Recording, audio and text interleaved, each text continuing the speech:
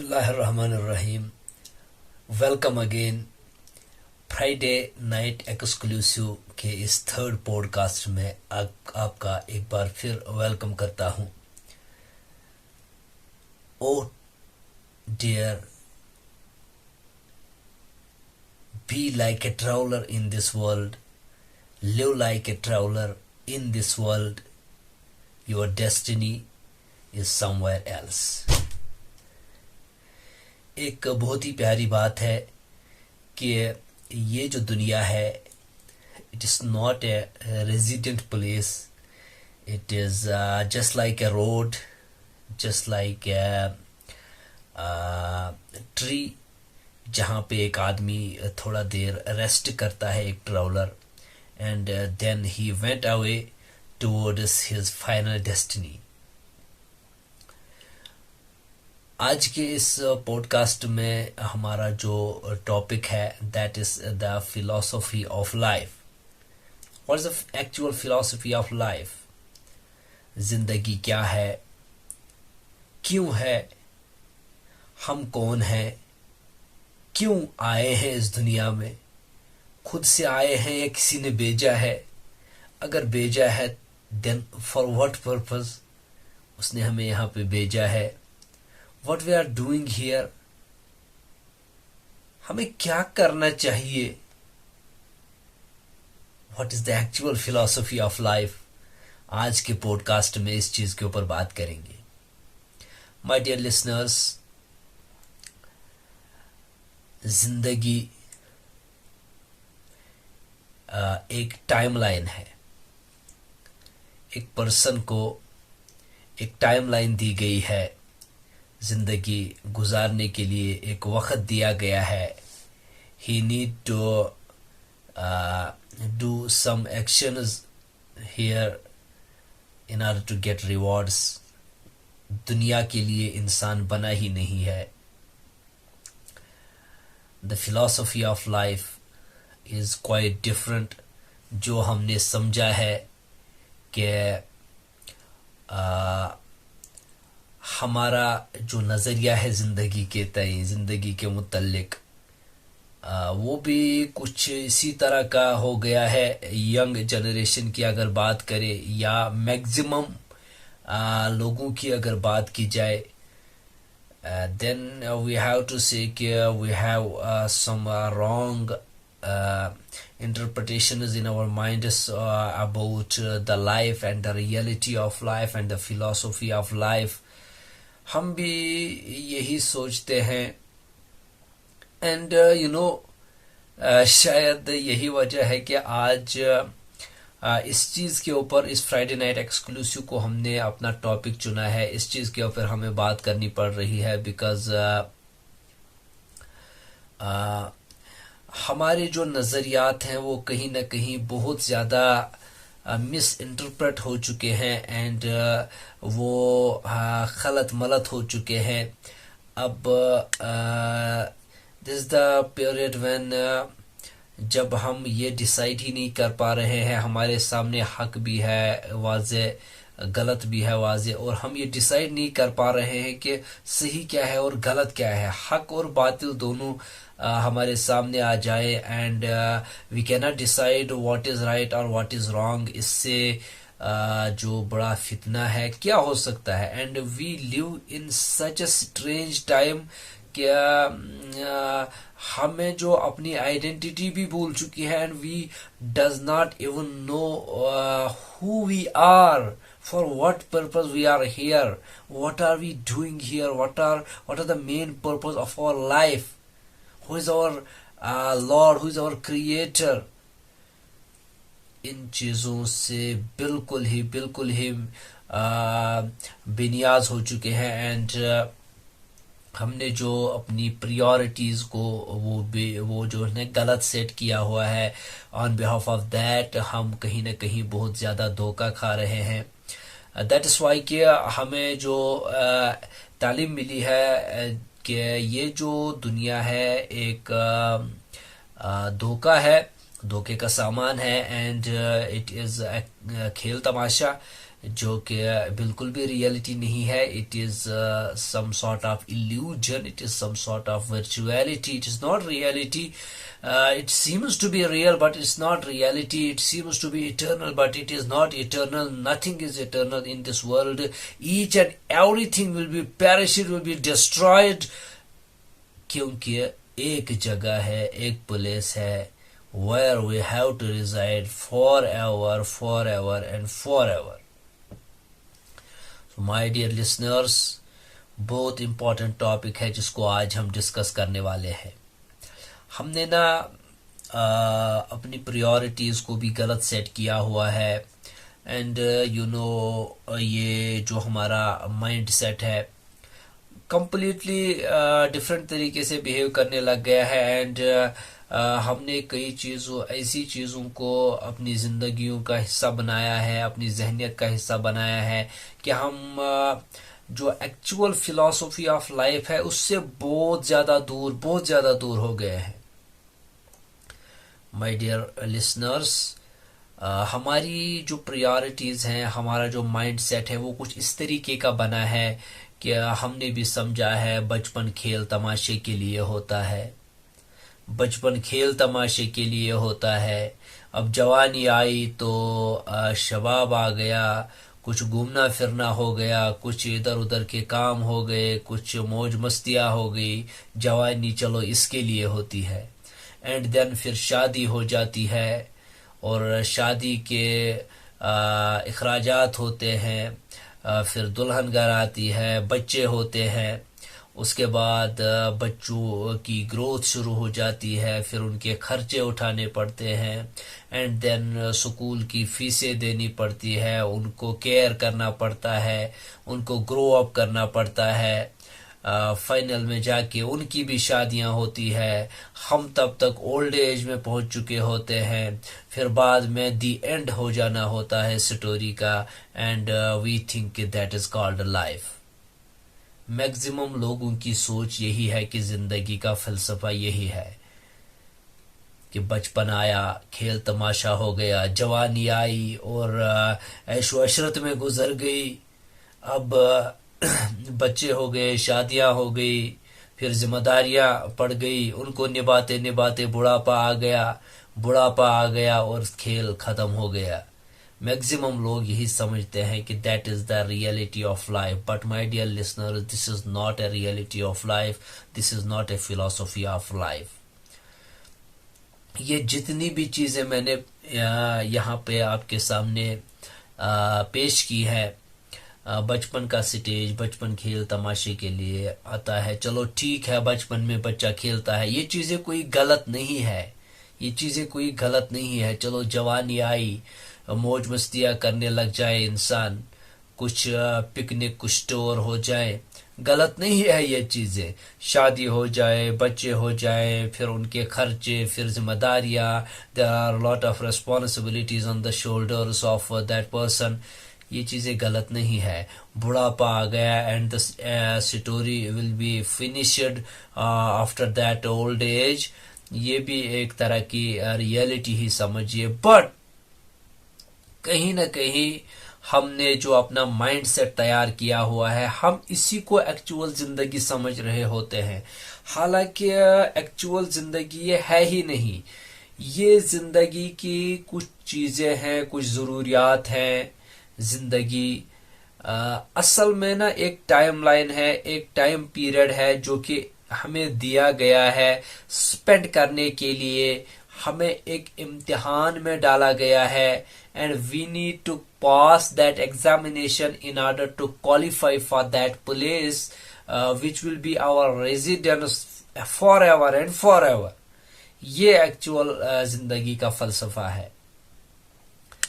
अब देखो, न जाने कितने लोग, न जाने कितने हमारे भाई बहन, अहबाब, दोस्त, रिश्तेदार इस गलत फहमी के अंदर ही वो जिंदगी गुजार के चले जाते हैं कि यही एक्चुअल जिंदगी है, बस यही लोगों के साथ लेन देन होना है, बस यही सारी कहानी है. बचपन, जवानी, बुढ़ापा, यही जिंदगी की कहानी है. कितने सारे लोग इस मिसकंसेप्शन के अंदर ही पूरी ज़िंदगी गुजार देते हैं।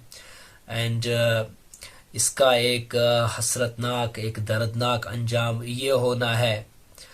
The climax of that story will be quite dangerous, will be quite horrible. Believe me, मैं किन अल्फाज में आपके सामने ये बात पेश करूं कि ऐसे भी लोग हैं जो इस नज़रिए के तहत ज़िंदगी गुजार रहे होते हैं कि अपनी प्रायोरिटीज़ को सेट किया होता है, अपने कपड़े को, अपने उसका जो लिबास है, इसको सब कुछ, इसको इज्जत का मयार समझ के इसके ऊपर ज़िंदगियां गुजार रहे होते हैं। एंड उनका रहन सहन, उनका जो स्टेटस है, उसको प्रायोरिटी देते हुए कहीं ना कहीं अपनी प्रायोरिटीज़ को हम गलत सेट किए हुए हैं। हमने कपड़े को प्रायोरिटी बना लिया, हमने ऐशो अशरत को, गाड़ी को, बैंक बैलेंस को, या फिर प्रॉपर्टी को, अपने मकान को, अपने जायदाद को, इन चीज़ों को कहीं ना कहीं प्रॉपर्टी हमने प्रायोरिटी बना लिया है, सेट कर लिया है। एंड पता है हम धोखा कब खा जाते हैं? जब मौत का फरिश्ता आके अपना चेहरा दिखाता है, तब इंसान को पता लगता है, जब उसकी आंख जाके अगले दिन कब्र के अंदर खुलती है। एंड ही थिंक, वो सोचता है कि मैंने तो अपनी प्रायोरिटीज ही गलत सेट की हुई थी। अब हकीकत वाजे हो जाने के बाद इस बात का उसके ऊपर एतराफ हो जाता है, नहीं जी, मैं जिस तर्ज जिंदगी को बका समझ रहा था वो आखिर में फना थी। मैं जिस तर्ज जिंदगी को असल जिंदगी समझ रहा था, that was not the actual philosophy of life. मेरी जो डेफिनेशन थी फिलोसफी ऑफ लाइफ की, इट वाज कंप्लीटली रॉन्ग। और आज जाके जब मेरी आंख कब्र के अंदर खुली है और मैंने हकीकत का एतराफ ये कर लिया है, मैं तो अब पछता रहा हूँ कि मैंने ज़िंदगी में जिन लोगों को अपना रोल मॉडल बनाया, जिन लोगों को मैंने अपना हीरो समझ के मैं उनके पीछे चला हूँ। एंड मैंने जिस तर्ज ज़िंदगी को, जिस फिक्र माश को, अपनी जो प्रायोरिटी सेट की थी, वो बिल्कुल वो रॉन्ग थी, बिल्कुल गलत थी। अब जाके मुझ पे ये हकीकत आया होती है, लेकिन अब हकीकत आया होने का फ़ायदा क्या है? अब तो चांस मिले ना ज़िंदगी में दोबारा जाने का दुनिया में, वो तो किसी को मिलना नहीं है। वो ज़िंदगी दोबारा किसी को मिलनी नहीं है। जो एक बार इस टाइम लाइन से निकल गया, वो निकल गया, उसकी दोबारा ज़िंदगी में वापसी नहीं आती। So my dear listeners, we have to set our priorities. अगर हमने अपनी प्रायोरिटीज को गलत सेट किया हुआ है, we need to change our priorities towards right priorities. हमारी प्रायोरिटी क्या होनी चाहिए? हमारी प्रायोरिटी ये होनी चाहिए कि we are the creators and our Lord is Allah subhanahu wa ta'ala. He is our Malik, He is our Rabb. उसने हमें भेजा है दुनिया में एक इम्तिहान के लिए। जब हमारे बाप हजरत आदम को जन्नत से निकाल लिया गया था, दुनिया के अंदर भेजा गया था, it was for some examination here. दुनिया में रहने के लिए एक टाइम दिया गया है, एक टाइम लाइन दी गई है। And we have a document in our hands, that is Quran. According to that document, Quran and Sunnah, अगर हमने इस एग्जामिनेशन को पास किया है, क्वेश्चन पेपर ऑलरेडी लीक है, क्वेश्चन पेपर ऑलरेडी आउट है, कब्र के अंदर क्या सवालात होने हैं ऑलरेडी गिवन है, और आखिरत के अंदर क्या सवालात होने हैं ऑलरेडी ये क्वेश्चन पेपर आउट हो चुका है। एंड इसका आंसर भी हमें मिल चुका है, लेकिन हम इतने नालायक हैं, हम इतने नाअहल हैं कि हम इसकी प्रिपरेशन फिर भी नहीं कर पा रहे।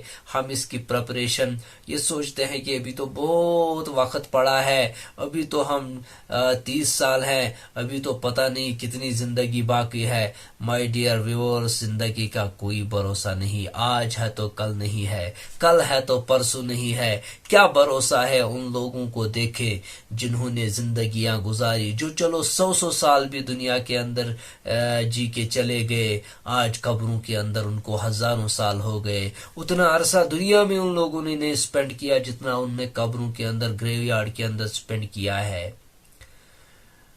हमारा भी यही अंजाम होना है। हम भी एक दिन दुनिया से चले जाएंगे। एंड जब हमारा सामना फरिश्तों से होगा, जब वो सवाल करेंगे, हु वॉज योर रब, what was your Deen, and who was your profit, हम क्या जवाब उस टाइम देंगे जब हमने इन चीज़ों को अपनी प्रायोरिटीज़ के अंदर टॉप लिस्ट पे रैंक नहीं कराया होगा? हम क्या जवाब देंगे जब हमने वेल्थ को और वर्ल्डली जितनी भी चीज़ें हैं उनको फर्स्ट प्रेफरेंस दी होगी, एंड जितनी भी अल्लाह और उससे रिलेटेड पैगंबर, कुरान और इस्लाम से रिलेटेड जितनी भी हमारी कामयाबी की चाबियां हैं, एक्चुअल में कीज ऑफ सक्सेस है, उनको सेकंड प्रायोरिटी पे रखा होगा, हम उस वक्त क्या जवाब देंगे, क्या जवाब दे पाएंगे हम? वहां तो कोई चीटिंग काम नहीं आनी है। वहां तो वो काम आएगा, वो फिलॉसफी काम आएगी जिसको हमने डिफाइन किया होगा for our lives. We need to change our philosophy of life, we need to change our mindset in order to understand what is the actual philosophy of life, what is the actual reality of life. So, my dear listeners, my dear viewers, why this topic is most important? Because most of us are unaware about the fact that there is a grave philosophy of life behind the scenes, जो कि हमें पता नहीं है हम किस लिए दुनिया में आए हैं. We are servants 24/7. We are servants of our Rabb. He is our Lord, and we have to be obedient for the ibadah of that Lord, of that Allah, and we need to be we need to prepare ourselves for the worship of Allah subhanahu wa ta'ala. That is the purpose of our life. Actual life की जो philosophy है वो यही है. वो ये नहीं है कि कल को मैंने शादी करनी है एज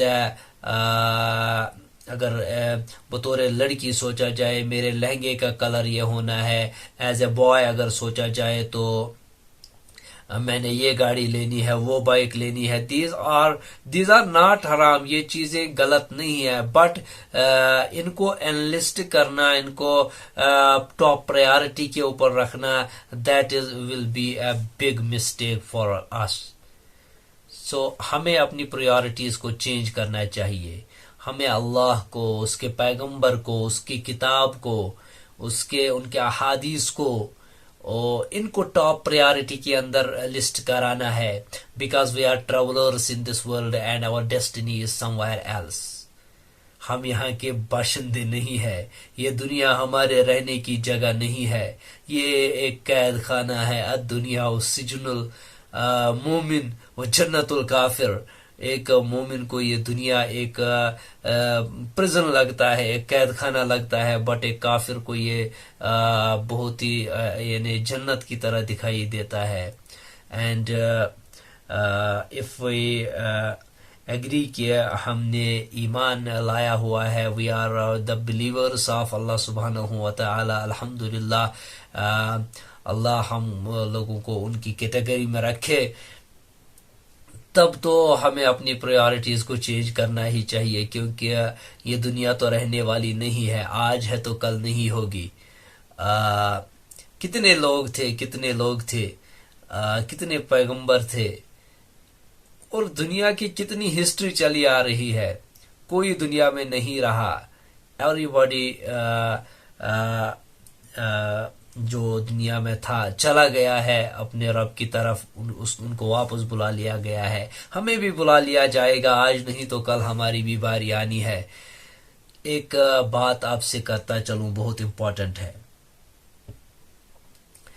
वो ये कि जब हम अपनी प्रायोरिटीज की बात करते हैं, एंड जब हम ये बात करते हैं कि दुनिया की जो हकीकत है वो क्या है और लाइफ की जो फिलॉसफी है वो क्या है.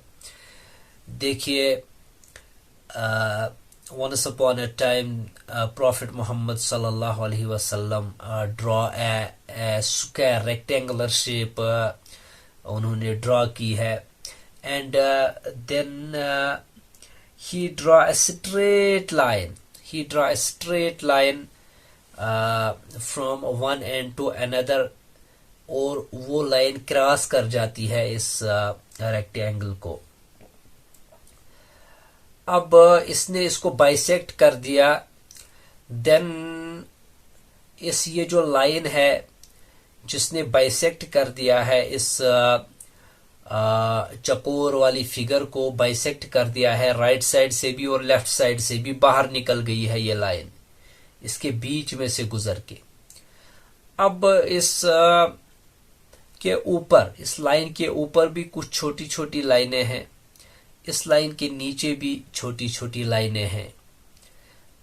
एंड ही टोल्ड अस हाजा इंसान, कि ये जो मैंने एक शेप यहाँ पे ड्रा की है कि ये इंसान है, ये इंसान की मिसाल है। ये जो बाउंड्री लगी है ना बाहर, जस्ट अंडरस्टैंड वन थिंग। अब देखो कितने सारे कोट्स आते हैं, आप इंटरनेट पे सर्च कर लीजिए लाइफ कोट्स या कुछ भी, जितने भी कोट्स आते हैं, जितने भी साइकोलॉजिस्ट, जितने भी फिलोसफर, जितने भी साइंटिस्ट, अगर उनसे पूछे, जितने भी पोइट्स, दानिश्वर लोग, उनसे पूछे कि जिंदगी का फलसफा क्या है, what is the actual philosophy of life, हर किसी की अपनी अपनी ओपिनियन है। Everybody have his own opinion. अब अगर इन सब को मिला के, जितनी भी कैटेगरीज की मैंने बात की है, इन सब को मिला के अगर एक फाइनल ओपिनियन दिया जाए, वो भी इतना स्ट्रॉन्ग नहीं होगा जितनी स्ट्रॉन्ग ये बात है जो मैं आपसे करने जा रहा हूं। बिकॉज जिस पर्सन की तरफ से ये बात आई है, he was one and only one, सल्लल्लाहु अलैहि वसल्लम। अब उन्होंने ये हमें बताया है कि ये इंसान है, ये जो इसके इर्द गिर्द ये जो बाउंड्री बनी है, ये जो रेक्टेंगुलर शेप के अंदर बाउंड्री बनी है, this the lease of life. In boundaries के बाहर एक इंसान नहीं जा सकता, इसकी लाइफ की बाउंड्री है। Just understand what I am trying to convey you.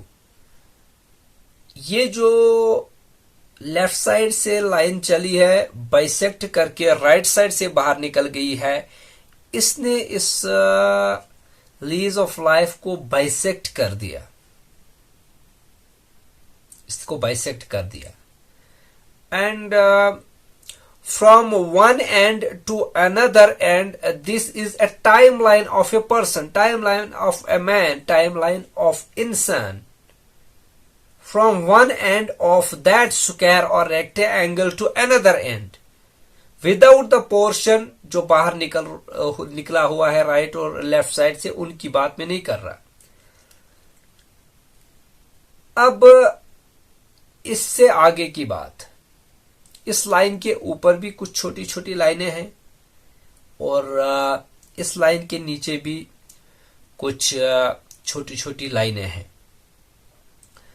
इनको बताया गया दीज आर द मिजरीज, ये मुश्किलात हैं, परेशानियां हैं, एंजाइटीज हैं, गम हैं एक इंसान को उचकने के लिए। एक उसको छोड़ती है, another will snap him.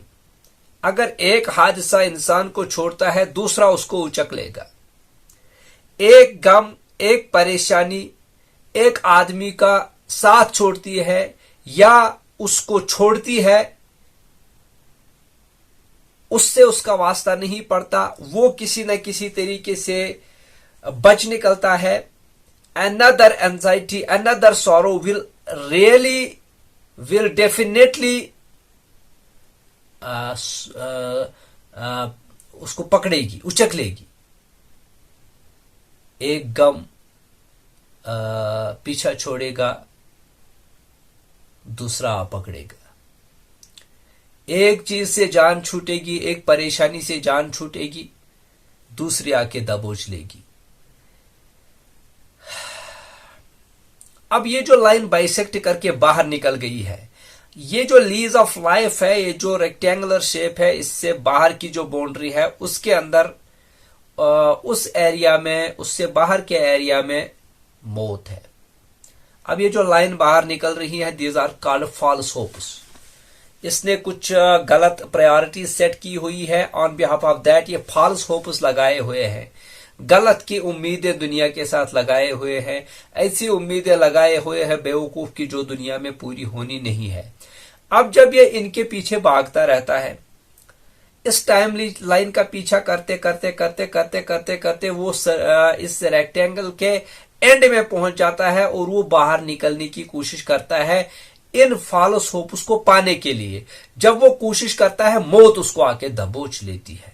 That is the actual philosophy of life, जो कि इस एक स्टेटमेंट में आपके सामने क्लियरली इंडिकेट हो चुकी है। अगर आपकी समझ में बात आ गई है तो अल्हम्दुलिल्लाह, अल्लाह का शुक्र अदा करें। नहीं आई है, वीडियो को फिर से रिपीट करें, फिर से देखें, बार बार देखें, जब तक कि आपकी समझ में बात ना आ जाए। फिर भी ना आए, then you need to search that hadith in hadith books, and you need to see the translations of the scholars of hadith. वहां से आप जब कमेंट्री पढ़ेंगे तो जिंदगी का एक्चुअल फलसफा जो इसमें समझाया गया है हमारे सामने वाज़े हो जाएगा। एंड दुनिया की जो मिसाल है ना, ऐसी है जैसे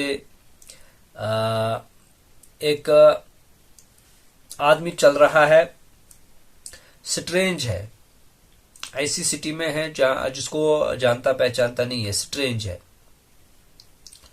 थक गया है। अब दरख्त एक उसके सामने आ गया है, उसने कहा चलो यहाँ पे थोड़ी देर आराम करते हैं। ये जो दरख्त के नीचे बैठने की जगह है ना, दैट इज दुनिया। अब ये जो ट्रैवलर है ना, दैट इज इंसान। अब अगर ये इस दरख्त के नीचे ही जिंदगी भर बैठा रहे, इससे बड़ा बेवकूफ कोई नहीं होगा, क्योंकि जाना इसको कहीं और है, मंजिल इसकी कहीं और है। ये तो चल रहा था इस रास्ते से, अचानक इसका गुजर हो गया, अब थोड़ा थक गया है, दरख्त के नीचे आराम कर लेता है। ये जो आराम करने का पीरियड है, that is the whole life story of this world. जितना जिंदगी या अरसा इस दुनिया में गुजारता है, फिर क्या करता है, थोड़ा देर आराम करने के बाद उठता है और चला जाता है, अपने मंजिल की तरफ बढ़ता चला जाता है।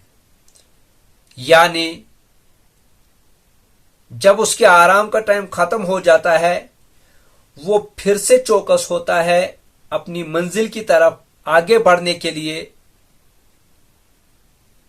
उस टाइम मलकुल मौत आता है, फरिश्ते आते हैं, उसका जिस्म से उसकी रूह खींच लेते हैं और अगले दिन उसकी आंख, अगले लम्हे उसकी आंख कब्र में जाके खुलती है। एंड उससे सवाल होता है, मन रब्बु का, मा दीनु का, मन नबियु का, या माज़ा तक़ूलु हाज़ा रजुल। ये सवालात उससे होते हैं। तब जाके वो रियलाइज करता है कि मैंने जिंदगी का फलसफा जो समझा था, मौज मस्तियां, शादियां, अय्याशियां, फैशन, वो सब तो महज धोखे का सामान था। अब जाके हकीकत मुझ पे खुल चुकी है, लेकिन मैं अपने अल्लाह के सामने क्या जवाब दूंगा। मैंने तो अल्लाह को अपनी इक्वेशन से ही निकाल दिया था, दुनिया में अपनी मनमानी करता रहा, जो जी चाहा, जहां जी चाहा चला गया, जो जी चाहा किया। अब तो क्या ही कर सकता हूं। और ये ऐसी हसरत का मकाम होगा। अल्लाह हम सबको उस रुसवाई से बचाए। आई होप कि आपको आज का ये स्पेशल एपिसोड पसंद आ गया होगा, द फिलॉसफी ऑफ लाइफ। अगर मैं आपको कुछ समझा पाया हूं what is the actual philosophy of life, then I realise कि मेरी ये एफर्ट जो है वो कामयाब हो गई है। अगर कोई कमी रह गई है तो अल्लाह उसको पूरा करे। सबसे पहले मेरे लिए यह आसान बनाए कि मुझे ज़िंदगी का एक्चुअल फ़लसफ़ा समझ आ जाए और मैं उसके ऊपर अमल पैरा हो जाऊँ। उसके बाद आप लोगों की भी हिदायत का यह ज़रिया बनाए। एंड ख़ास तौर से ये जो सेशन मैं करता हूँ फ्राइडे नाइट एक्सक्लूसिव, मेरे लिए ज़ख़ीरा आखिरत बनाए और मेरे लिए सदका जारिया ऑनगोइंग चैरिटी के दफ्तर में इसको दर्ज करे। आई विल बी बैक इंशाल्लाह with some next topics, with some upcoming topics on next Friday. Till then, take care and Khuda Hafiz.